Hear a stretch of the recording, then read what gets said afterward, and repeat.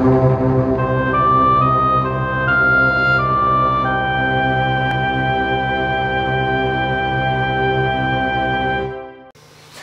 everyone, it is that time, it is I, and hold on to your lug nuts, folks, because the Movie Man's going to review a romantic comedy.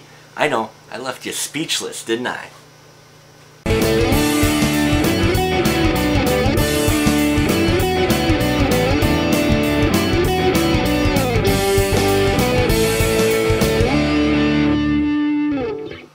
Hey everyone, yes, we're going back to 1994 as we take a look at a romantic comedy called Speechless, starring Michael Keaton and Gina Davis, as well as Ernie Hudson. You had Bonnie Bedelia in there, and even some footage in there with Stephen Wright. Folks, yes, it's a fun film. The basic story is Michael Keaton and Gina Davis play two speechwriters who end up falling in love. It's only after they start falling for each other that they realize they're on opposite teams. Yes, one's a speechwriter for Republican, one's a speechwriter for Democrat, and they're on the campaign trail trying to get their candidates elected.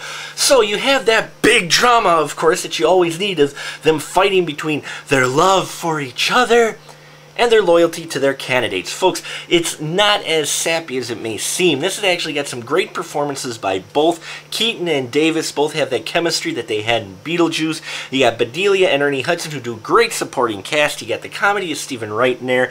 And you've got enough dialogue that will make this a decent date film. Even though it's from '94, it's still a good date film. Why? Because the dialogue in there is witty enough and enjoyable enough to where it's not over-the-top sappy like you could get in some of these romantic comedies. But on the other hand, too, there is enough romantic element in the plot to keep the significant other interested as well. Sit down with a bowl of popcorn, and I guarantee you Speechless will not leave you speechless at the end of the film. It may even give you something to talk about. I gave it 3.5 stubs, and I don't think you will be disappointed. Go out to the shelves and rent it for a nice weekend evening with your significant other.